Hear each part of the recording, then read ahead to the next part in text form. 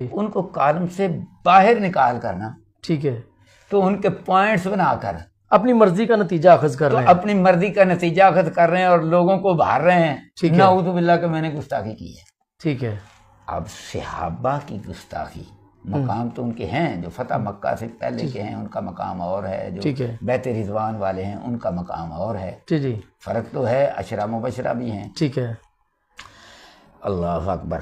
لیکن ایک صحابی ہونے کے ناطے جو بھی صحابی ہے، وہ حضرت امیر معاویہ ہیں رضی اللہ تعالیٰ عنہ، اور باقی سارے جتنے بھی ہیں، وہ ہماری آنکھوں کا تارا ہیں، دلوں کا نور ہیں، آنکھوں کا سرور ہیں، وہی مسلمان یہ تصور بھی نہیں کر سکتا۔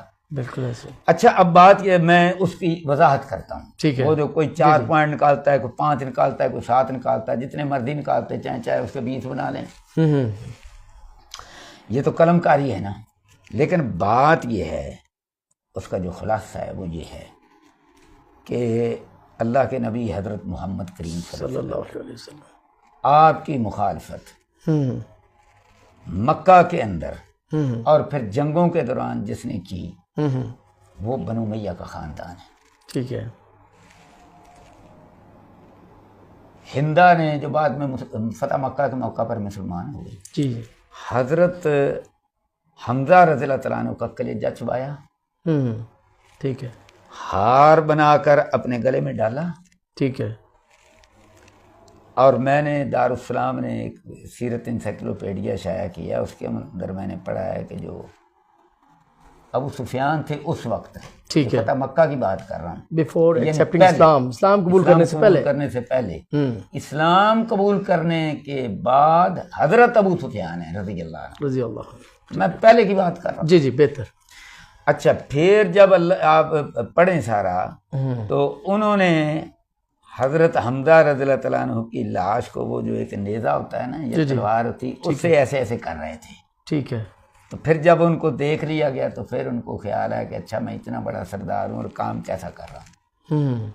ٹھیک ہے، اچھا، اسی طرح اللہ کے نبی صلی اللہ علیہ وسلم نے پھر عورتوں کی جب بیعت لی، اس کا قرآن کے اندر، قرآن مجید کے اندر ذکر ہے۔ ٹھیک ہے، تو آپ دیکھیں گے کہ اسلام قبول کرنے کے بعد بھی، اب یہ اسلام قبول کر چکی ہیں نا، اب حضور ان سے بیعت لے رہے ہیں۔ ٹھیک ہے، تو ہندا اس وقت بھی اللہ کے نبی صلی اللہ علیہ وسلم کے بارے میں جو باتیں کر رہی، جو جواب دے رہی ہیں، مثلا آپ نے کہا کہ فرمایا کہ اپنی اولاد کو قتل نہیں کرو گی، تو انہوں نے حضور صلی اللہ علیہ وسلم کا نام سنگل لے کر یا رسول اللہ نہیں کہا، صرف محمد کہا۔ ٹھیک ہے، ہم نے تو یہ بچے جوان کیے اور آپ نے مار دیے۔ اچھا، باقی ساری باتیں بھی ہر بات پر اسی طرح کا جواب ہے۔ ٹھیک ہے، یعنی حضور صلی اللہ علیہ وسلم میرے کہنے، اب یہ انہوں نے اسلام قبول کر لیا۔ ٹھیک ہے، اچھا، اسلام قبول کر حضور صلی اللہ علیہ وسلم نے، اب دیکھیں حضرت معاویہ رضی اللہ تعالیٰ عنہ کو یہ جو حصہ ہے نا، یہ میں نے رکھا ہے حضرت معاویہ رضی اللہ تعالیٰ عنہ اور اللہ کے نبی حضرت محمد کریم کے درمیان۔ ٹھیک ہے، اس کو صرف میری طرف پلٹا رہے ہیں، غلطی یہ ہے۔ اچھا اچھا، ٹھیک ہے۔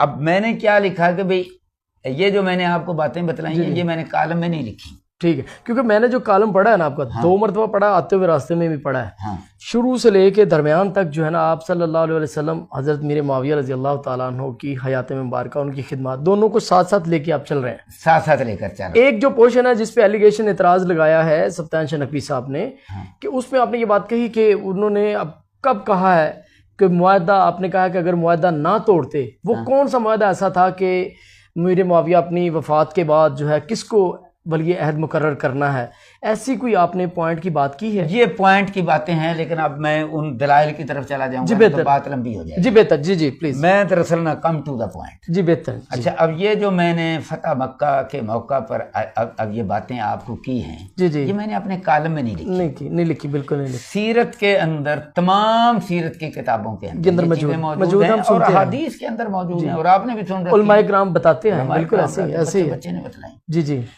اب لوگ مجھے اور حضرت امیر معاویہ کو آمنے سامنے کر لیتے ہیں، میری کیا حیثیت ہے، میں تو تمام صحابہ کے پاؤں کی خاک بھی ہاں، یعنی کہ لوگ ڈی ویلیو کرنے کی کوشش کریں گے، جیسے کہ میرے حمزہ جو ہے نا میرے معاویہ کو مانتے ہی نہیں، معاذ اللہ. مانتے نہیں، تو یعنی میں سیدھا ان کے ساتھ یہ باتیں کر رہا ہوں. اور اللہ کے بندو یہ بات ہی نہیں ہے، ٹھیک ہے، بات ہی اور ہے. ٹھیک ہے. بات یہ ہے کہ میں اللہ کے نبی صلی اللہ علیہ وسلم نے یہ بھی تو فرمایا ہے نا کہ میرے اہل بیت کا خیال رکھنا. جی بالکل ایسے ہی ہے، ایسے ہی اہل بیت کا خیال. قرآن مجید کے اندر قرابت کی بات کی اللہ نے، اور حضور صلی اللہ علیہ وسلم نے اپنے اہل بیت کی بات کی کہ ان کا خیال رکھنا. کیونکہ شیخ ناصر الدین البانی رحمۃ اللہ علیہ سید اصلاح سلسلہ سیاح کے اندر کہ حضرت جبریل آ کر بتلا گئے تھے کہ آپ کا یہ بیٹا جو حسین ہے اس کو آپ کی امت قتل کرے گی، شہید کرے گی. ٹھیک ہے. تو حضور صلی اللہ علیہ وسلم کو پتا تھا آپ اس لیے امت کی خیر خواہی کے لیے جنہوں نے یہ کام کرنا تھا، ٹھیک ہے، بالکل آپ بار بار وصیت کر رہے تھے کہ میرے اہل بیت کا خیال رکھنا. ٹھیک ہے. اچھا، اب میں نے اس سیکوینس کے اندر یہ بات کی ہے کہ بھی حضرت امیر معاویہ رضی اللہ تعالیٰ عنہ حکمرانی تو اب آپ کے پاس ہے نا. جی بالکل ٹھیک ہے. ٹھیک ہے. حضرت علی رضی اللہ تعالیٰ عنہ بھی شہید ہو گئے، اس کے بعد حضرت حسن رضی اللہ تعالیٰ عنہ بھی فوت ہو گئے، ان کو زہر بھی دیا گیا. جی ایسے ہی. یہ باتیں بھی ہیں کہ مسند امام احمد بن حنبل کے اندر کہ ان کے جنازے پر تیر بھی برسائے گئے.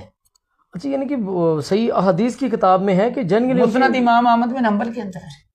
امام احمد بن حنبل لائے، انہوں نے کہا تھا کہ مجھے اللہ کے نبی صلی اللہ علیہ وسلم کے روضہ میں کے ساتھ نانا جی کے ساتھ دفن کر دینا، اور اگر رکاوٹ پیدا ہو تو فتنہ نہیں پیدا کرنا، مجھے بقیع کے اندر دفن کر دینا. اللہ اکبر. یہ حضرت حسن رضی اللہ، یہ حضرت حسن رضی اللہ تعالیٰ عنہ کی باتیں ہیں. ٹھیک ہے، صحیح ہے. تو پھر جب یہ تیر برسے، ان کا جب جنازہ اٹھا، تیر برسائے گئے، جی جی، تو پھر سیدھے ان کو بقیع کی طرف لے گئے. اللہ اکبر. اچھا، اب میں نے جو بات کی ہے، میں نے بات یہ کی ہے کہ بھئی حضرت معاویہ رضی اللہ تعالیٰ عنہ پھر یہی جو حضرت حسن ہے ان کے حق میں دستبردار بھی ہو رہے ہیں. ٹھیک ہے، بالکل ہو رہے ہیں، ہوئے ہیں. ٹھیک ہے. ٹھیک ہے. تو میں نے اللہ کے نبی صلی اللہ علیہ وسلم اور آپ کے جو احسانات ہیں فتح مکہ کے موقع پر ان کو مد نظر رکھتے ہوئے ان کو اور حضرت معاویہ رضی اللہ تعالیٰ عنہ کو آمنے سامنے کیا ہے. ٹھیک ہے. بھائی میرا اس میں کچھ نہیں ہے. جی جی جی بالکل. اچھا، ان کو آمنے سامنے کر کے تو پھر میں نے یہ لکھا ہے کہ حضرت امیر معاویہ رضی اللہ تعالیٰ عنہ کو، سچی بات یہ ہے کہ میں نے تو اشاروں کنایوں سے بات کرنے کی کوشش کیا، میں نے تو حضرت امیر معاویہ کا نام بھی اس لیے پورے کالم میں نام نہیں، پورے کالم میں نام نہیں لیا. میں نے تو کہا گورنر شام، گورنر شام، امیر شام. جی بالکل، امیر شام. جی جی میں نے تو یہ بات کی ہے. جی جی، تاکہ بات اس انداز سے کروں، ٹھیک ہے، ان کا نام سامنے نہ آئے. جی ٹھیک ہے. ٹھیک ہے. لیکن اب لوگ اتنا کر رہے ہیں تو پھر میں اب حق ہے آپ کا. میں اب بات کلیئر کر رہا ہوں. جی بالکل. میں نے تو اس قدر ان کا ادب اور ان کا احترام، اس کا خیال رکھا ہے. ٹھیک ہے. اچھا، اب میں نے ان کو آمنے سامنے رکھا ہے، اللہ کے نبی صلی اللہ علیہ وسلم کو اور حضرت امیر معاویہ کو، جی کہ اللہ کے نبی صلی اللہ علیہ وسلم نے آپ سب کو معاف کیا ہے بالکل ان ساری باتوں کے باوجود. ٹھیک ہے. آپ نے وحشی کو یہ بھی کہا کہ جب تو میرے سامنے آتا ہے تو مجھے چچا یاد آ جاتا ہے.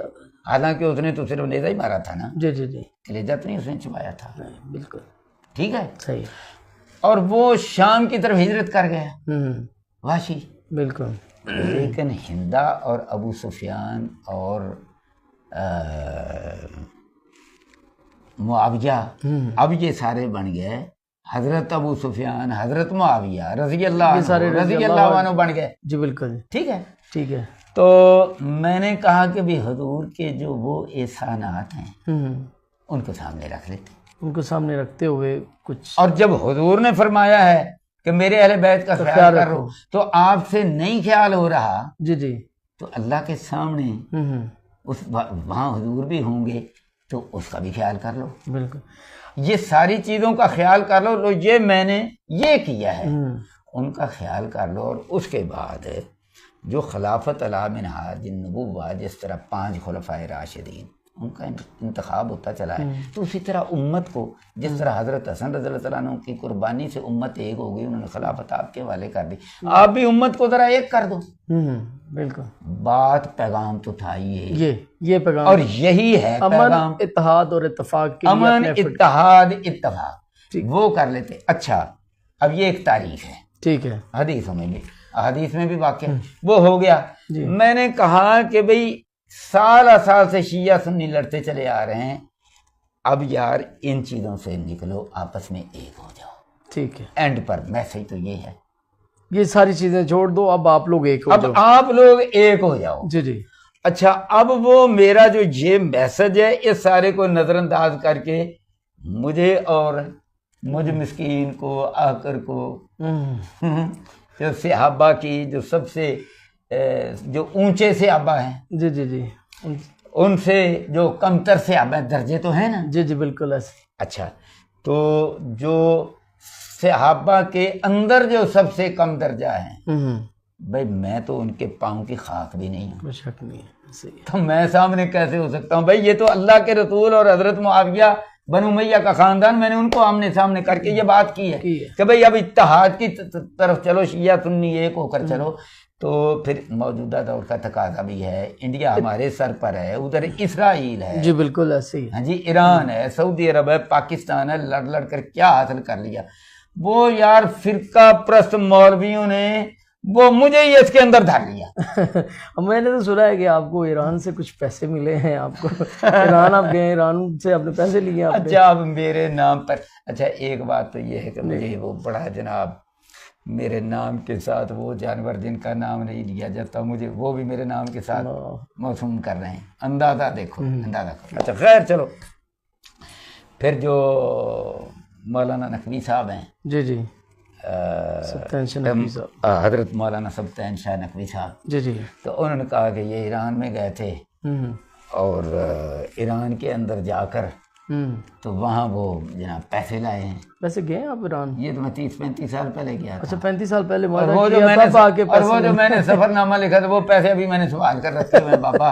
اور اس وقت میں نے ایک سفر نامہ لکھا تھا, وہ کچھ کہیں تھوڑا بہت ان کے حق میں ہے, کہیں خلاف ہے, جس طرح ایک بندہ جنرل